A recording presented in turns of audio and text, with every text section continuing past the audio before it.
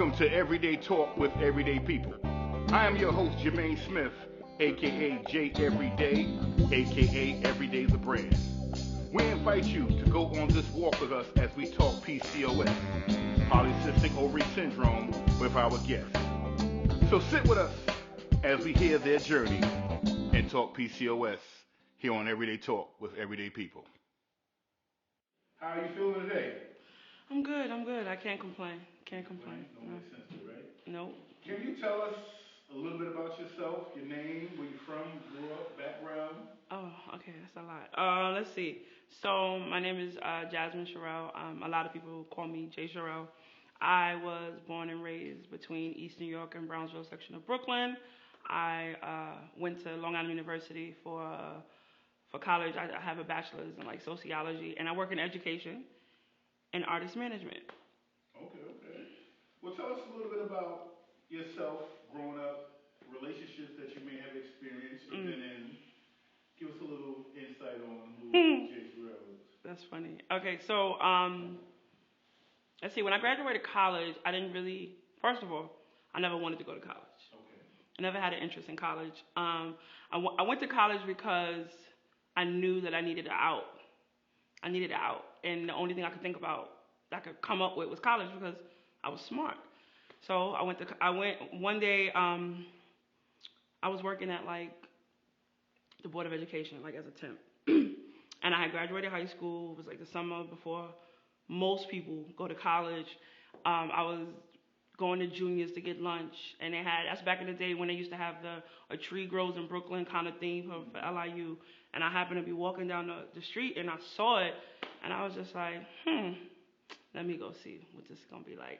So I walked in, and I talked to people in admissions, and they were like, oh, well, what's your GPA? And I was like, my GPA is like maybe like a 2.5 or maybe close to a 3.0. I don't know. And it wasn't great because I was doing like co-op in high school, and I just wasn't into it. You know what I mean? And then like I had a really traumatic experience happen. My grandmother died 3 days before my senior year in high school. So my senior year in high school is a blur. I don't remember much. So I walked into the admissions office, and I met this woman, and she was like, oh, so you're interested in going to college? And I was like, yeah, for the most part. I know I need to go. And she was like, oh, okay, so do you want to fill out an application? So I filled out the application, and she was like, well, what about your records for school or whatever? I was like, well, I can get them. And she was like, okay. So she said, how's your like reading and your math?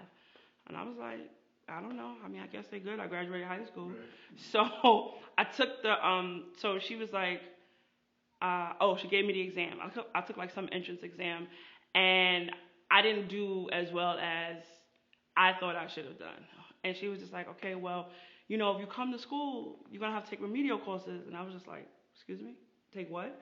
Now, mind you, 6th, 7th, 8th grade, I was in like scholastic classes. Like, like I went to the same teacher. I was always in enrichment. So for somebody to be like, you're remedial, I was like, excuse me? So she was like, well, I'm going to introduce you to this woman. Let's talk to this lady. Her name was Winnie something. And I went in her office, and she was like, tell me about yourself. And I sat there, and I told that lady my whole life story. And by the end of it, she was crying, I was crying. And the next day, I was admitted into LIU. That's how I got into college. I never filled out the application, never did anything. I just walked in and had a conversation, and I started school. Now, the first 2.5 years were rough because I didn't know anything. I didn't know, like, my first English professor told me I was illiterate. And I was just like, I kept having like these institutional experiences that were like throwing me off, and I was like, illiterate? I could read and write. Like I could. She was like, yeah, but your comprehension and your delivery, like your comprehension is not in line with your writing. She was like, if I have a conversation with you, yes, you can understand everything I'm saying. You can apply it, but you're not communicating it in the written language, and that's important. And I was just like, what are you talking about? You know what I mean? So she was my first English professor, and that was the first person to tell me that I was illiterate. And that was like my first semester in college. And the first 2.5 years, I was on academic probation. I went through everything. Like, it got to the point where they sent me a letter, and it's funny because my mother never knew this stuff was happening. because I lived with my mother at the time. And they sent me a letter, and they was like, all right, listen, if you don't maintain a 2.5, you out of here, and you can't come back. And that's when I started praying again, because I was like, all right, God, like, what's happening? You know, like, my grandmother was gone. I didn't have a spiritual teacher anymore. Right. So I was just like, what the hell is going on? So I just sat, I prayed, and I made a commitment. Like, no matter what happens, I can't fail a class again. I can't fail a class again. By the end of my senior year, the English department recruited me to become an English major. And I said no, because I couldn't afford it. Okay. And they were going to give me some money, but LIU is super expensive. It was super expensive then. Right. It's expensive now. And then I graduated with a bachelor's in sociology, but I focused on communication because my teacher told me I was illiterate and I wanted to know how to communicate properly. Right. So I focused on communication and like human services. And I graduated in 2000. I walked in 2004. My degree says 2005, like September or something like that. And I started working at the Board of Ed. I was a para. I worked on Wall Street. You name it, I did it. I worked for like a big health company in Maryland, Magellan Health. I mean, like I was in my 20s and 30s and making like between like $35,000 and $50,000 a year with different jobs. And then I started teaching. Like I started teaching poetry, writing. So that at some point I realized that I could write poetry well. That, people like the things that I write. And I think the first poem that I wrote and people really liked, can I curse? That's the name of it. Mm-hmm. It's called So You Think I'm Pussy. Okay. And I wrote it and everyone was like, oh, that's really dope, Jasmine. I was like, oh, really? You like that? So then I started writing more. And then I want to say like 2006, 2007, I started performing. Okay. And then that's when I met like my big bro, like kind of my mentor for like production and events, which was Bray King. And then he introduced me to a whole network of people. And before you know it, somewhere in there I met you, and me and Mo started doing stuff together, and I worked with Coco Sarai, I've worked with Wordspit, I've worked with Chris Casanova, I've worked with a lot of like Ari Lennox, Lydia Caesar, like I've done shows and produced shows that like all of these people have touched that stage, in the beginning of their career, and then I had like my own open mic at LIU for like 8 years. Right. I want to jump back to something you said. What? You used it as encouragement when the teacher called you illiterate. Those things sometimes can crush us. I was crushed. So let me ask you was crushed, but somehow you turned it into encouragement and you went forward. Mm-hmm. You being an educator in education, how would you verbalize to a student you feel wasn't performing up to standard? What words would you use, if not his or something better or in your own terminology? What would you use? Oh, my professor was actually a woman who said it to me. It was a woman who said it to me. I mean, I would never tell a student that they're illiterate. I think she had good intentions, but I think, especially during that time, she didn't understand her own privilege. Okay. For a middle-class white woman to tell a young black girl from Brooklyn that you're illiterate is problematic on so many levels without then creating the cushion for me to propel. Because she didn't have anything to do with me propelling in terms of the actual work. She just gave me something and moved on. But me as an educator, I would never use that language with a student. For me, it would probably be a conversation about comprehension, right? How do we get your comprehension levels, or how do we use your transferable skills? Because a lot of kids from the hood where I'm from, we have practical intelligence, common sense. Like we know how to be resourceful. Right. We know how to get shit done. And a lot of times in the education system, they don't tap into that. So those are the things that I focus on when I meet young people that I know may have like academic struggles or, may not be able to hit those parameters within the education system. But with that being said, the education system is bullshit. Like the way it's lined up, it doesn't foster intelligence or knowledge. It fosters, for you to repeat something, for you to be able to memorize something. That's not really education. Right. Education is taking things in and then being for a test. Exactly. We have to be able to apply it. Like a kid could, recite the Declaration of Independence, but what does it mean? Mm-hmm. What is it actually saying?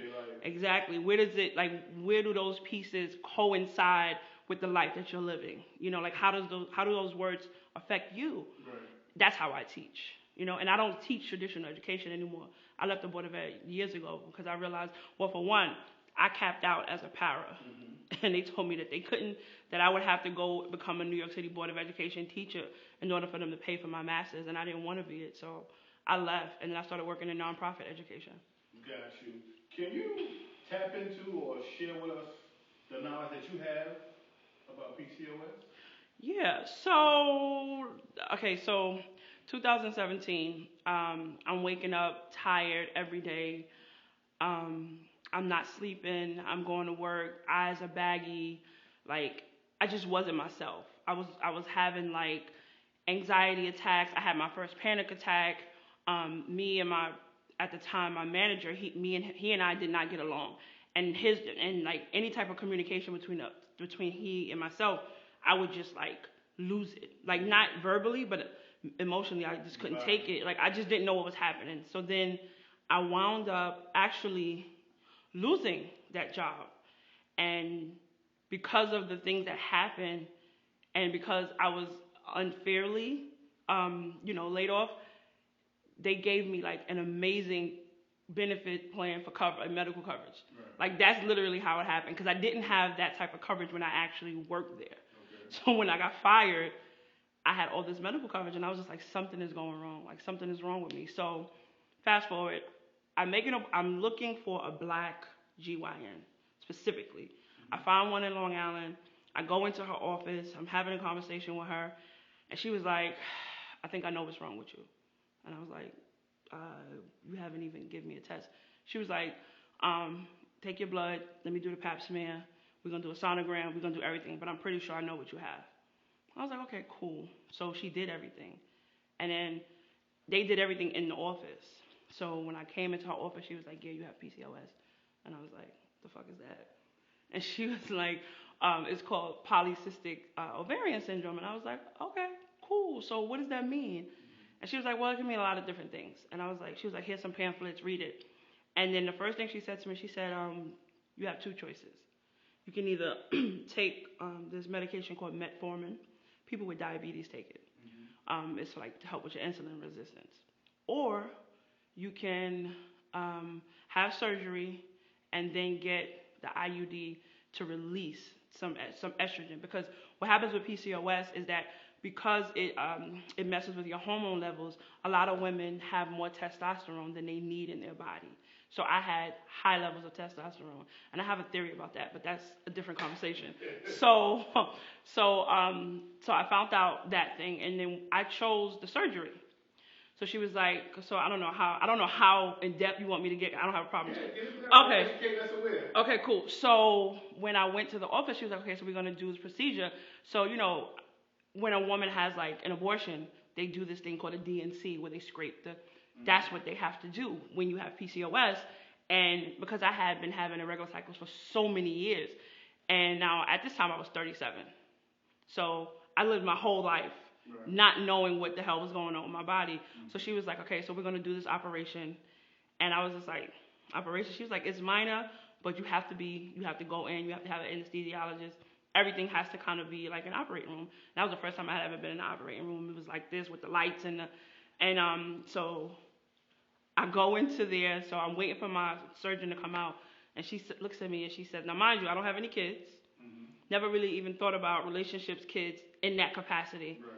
But it was life changing because she looked at me and she was like, okay, so if something goes wrong, what do you want me to save? Your life or your uterus? And I was like, what? And it was just like, what? And she was like, and I was just like, save my life, but try not to mess up my uterus if you don't have to. Right. And we joked about it. She was like, I'm just being real with you. She was like, because what happens is they take some type of surgical instrument and they actually scrape the lining of the uterus. The lining of the uterus is super fragile. Mm-hmm. So they have to be very careful. Right. And this is someone's, it's a machine, but it's someone's hand.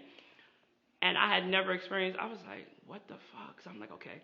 So, we have the procedure, and then I go back to my medical doctor, and she's like, you had 4 times the buildup on your uterus that I thought you had. Mm. So now she gave me, and you guys know what a sonogram is, right? Yeah. But they have ones that go on your stomach, and then they have ones that go in your vagina. So she was like, you know, the internal sonogram made it look like you had like maybe a 2. She's like, when we got in there, it was like maybe a 6. And I was like, what? And she was like, yeah. She was like, that's the breeding ground for uterine cancer, cervical cancer. Mm-hmm. So I was like, okay, cool. So I took the pamphlet. I had the surgery. It took me like maybe 2 or 3 weeks to kind of feel like myself again. And then that's when I started realizing all the symptoms, because I started reading the pamphlets and going online, and I realized that there's not a lot of information. And then for me, what the thing is that I think they are missing in PCOS is, how do you get that hormone imbalance? And I don't think a lot of women can track it. I think it's all about a conversation about, oh, you gained a lot of weight, and weight will throw off your hormone system. Absolutely, it does. But for somebody like me, I don't think that's how I got PCOS. Okay. So my theory is that for the first 15 to 20 years of my life, I was on high levels of steroids because I had chronic asthma. And if you research steroids, they will throw off your hormones, mm-hmm. you know, and they will swell you up. Like you see when people who have like thyroid disease and all that, you see they get like their face, or, you know, their face starts to kind of swell and things like that. It kind of swells you. It causes like some type of inflammation at times in your body.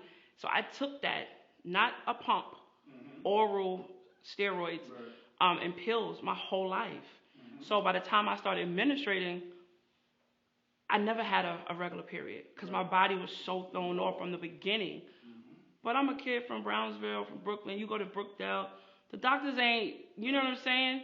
As long as I'm not coming in there bleeding and I ain't dying, you know what I'm saying? They're not doing nothing. And funny thing is, in my early 30s, I had a black woman physician who retired. And I used to go to this woman regularly, have pap smears, have blood tests. She even sent me for sonograms. And 5 years with her, never came up, never picked up. And I walked into this one woman's office and like my life changed just in that second. So after I found out about PCOS and what it was, then I started doing the research about food and just like exercise and proteins and water and like how to like balance your hormones. Because to go back, for like 5 years before I found out, I had been struggling with my weight, not because of my size, but because I don't eat takeout. Right. I don't eat McDonald's. I don't eat Burger King. Mm-hmm. I don't eat red meat. I don't eat pork. I don't drink soda. And I couldn't figure out why I wasn't losing weight. Like there's like, you know, like they make the joke, like a man can stop drinking soda and he'll lose weight. Mm-hmm. Like that. Nothing was happening. Like I have to like literally starve myself or work out 7 days a week in order for me to lose what the average person would lose in 2 weeks. Right. You know what I mean? It would take me 2 months to do that. And it was driving me crazy. And I think that mentality is what caused the anxiety and the stress. And then the stress caused me to eat even more, because at that time, I don't think I had a negative relationship with food. I just didn't know how to eat. Right.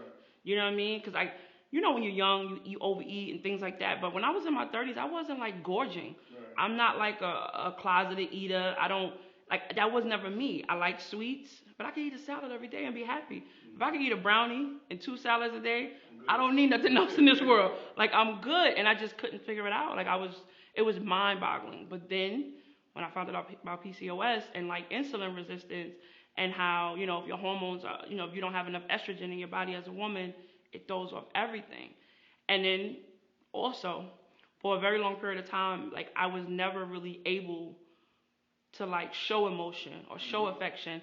I was very compartmentalized. Right. And I really do think that's because I had so much testosterone in my body. My body was just, you know, just out of whack. And now, as soon as I got that goddamn Mirena, I cry all the fucking time. Yo. So let me ask you this. How was the personal and family support after the diagnosis? I mean, like a lot of people in my family don't really know what it is, and they don't understand it. I had posted something on my Instagram. It's just like people, they kind of like dismiss it. It's like, oh no, just watch what you eat. But it's not just that. Like people that I live with in my house, like my sister, she's very supportive.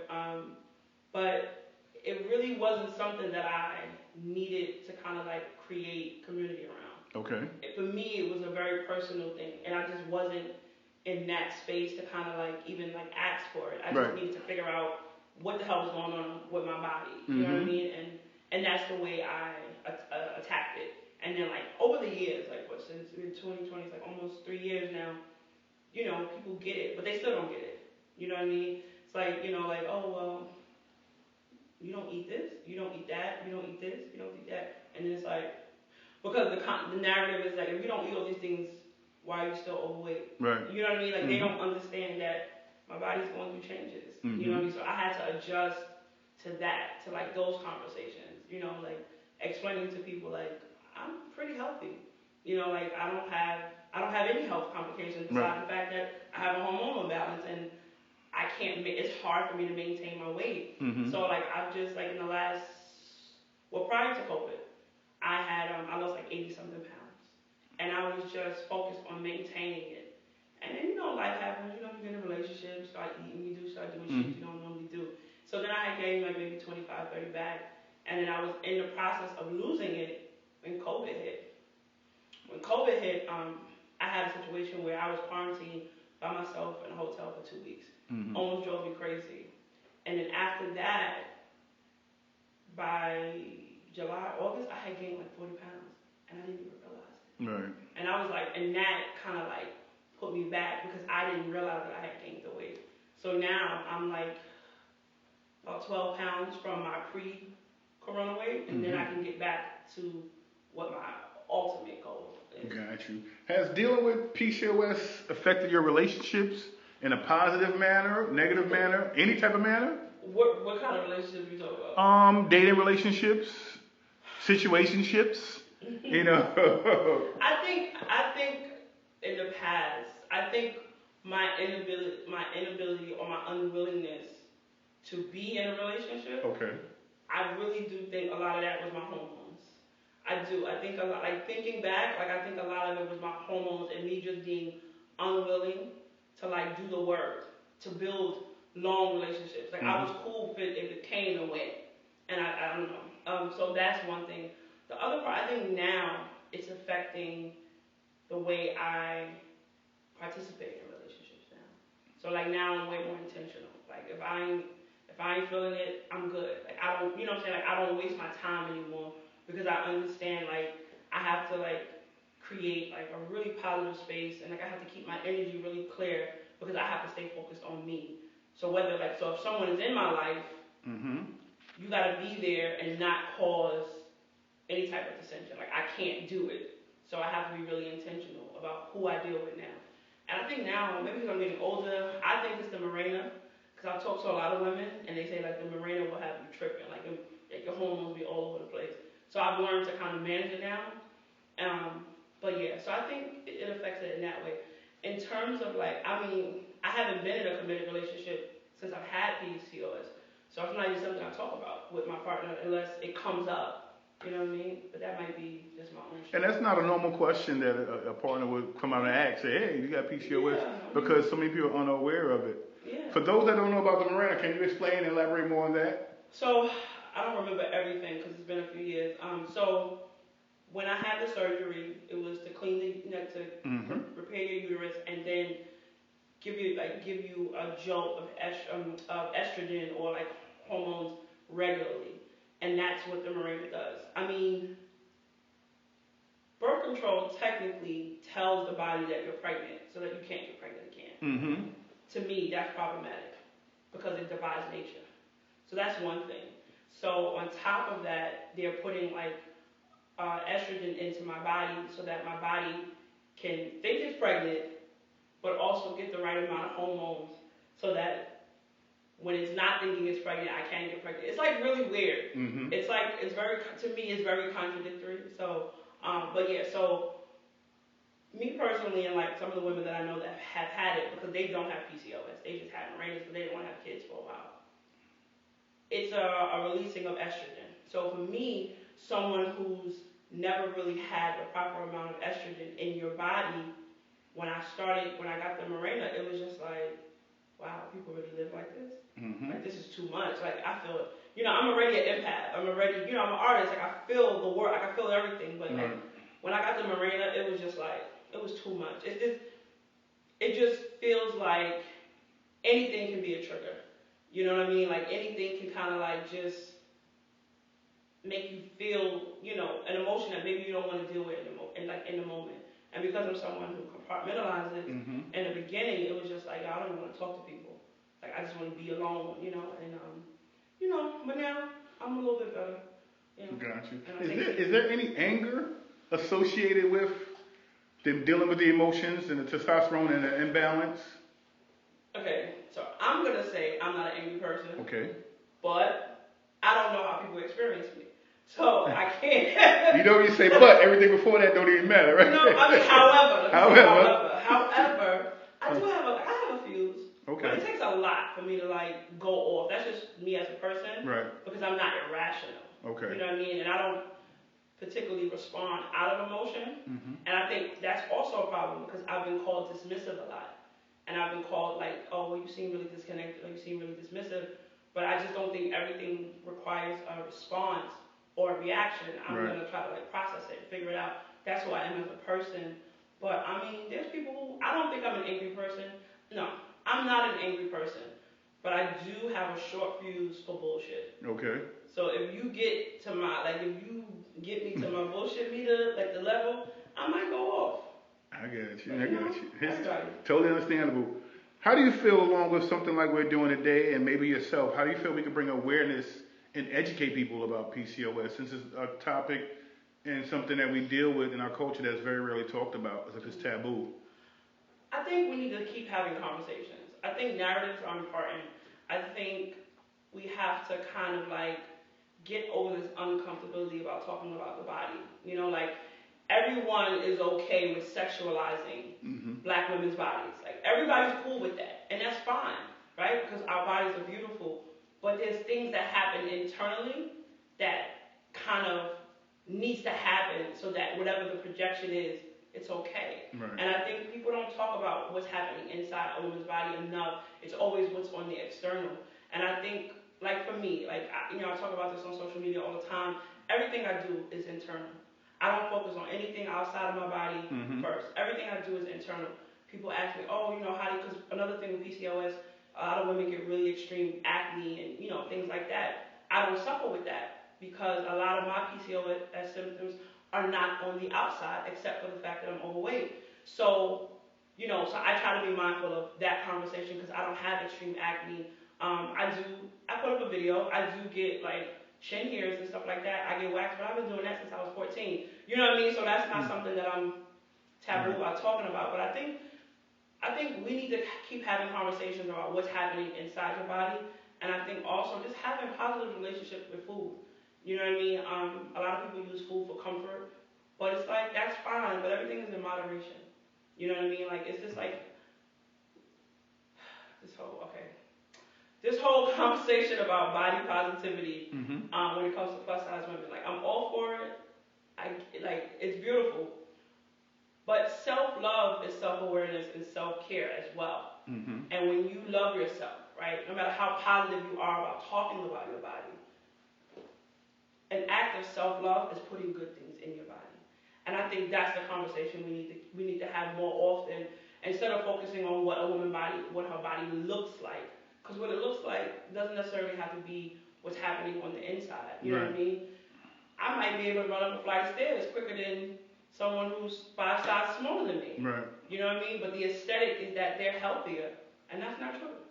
You know what I mean? So, yeah, I think that's important. Beautiful. Well, you have some things going on your side, and you have a platform where we discuss some things. Can you aware us, everybody, about your platform and where they can check it out also? Yeah. So my personal page is J_Sharelle, but I'm building Pretty Unattractive. So Pretty Unattractive is a play on words, and it really talks about my experience with my own beauty. I've always been told oh my God, you're so pretty, and it used to make me uncomfortable because I didn't know how to respond to it, and I don't know what pretty feels like, right? Because I've always been in conflict with my body. When I was a kid, I had extreme asthma. I felt like my body was trying to kill me, and then I got this hormone stuff happening, and like I'm in conflict with my body again. So me being in conflict with my body didn't allow me to really nurture my beauty. So what people were seeing was a reflection that I didn't really know who that person was. So I was like, oh, thank you. But then as I got older, and when I started like really developing, like realizing I had PCOS, I started to realize that I had like a lot of unattractive behaviors. And my behaviors or my responses to things and my lack of emotion in relationships, my inability to connect with certain people, my unwillingness to connect, that's unattractive behavior. Right. Because if the goal is to not be alone and you're doing everything to make you be alone, that's unattractive. You know what I mean? So pretty unattractive is just me kind of like working through all of the stuff that comes with me. Like my beauty, what the regimen is, and then also like the inside stuff that that I'm trying to heal, that I'm trying to clean up. And then I also talk a lot about like PCOS and what that experience is like for me. But so what is it? It's pretty 2 underscores unattractive on Instagram. The website and like the t-shirts and stuff should be released around February. But everything I'm doing is going to be on Instagram, so if you want to follow it, you know. Got you. Real quick, 2 minutes, can you give some advice to a young lady out there, whether African American, Caucasian, Hispanic, Latino, anywhere over the world, if she's going through PCOS right now and she has no one to talk to? What advice, if she knows her diagnosis, what advice would you give that young lady? Give yourself grace. I think grace is really important. Where you are is where you start from.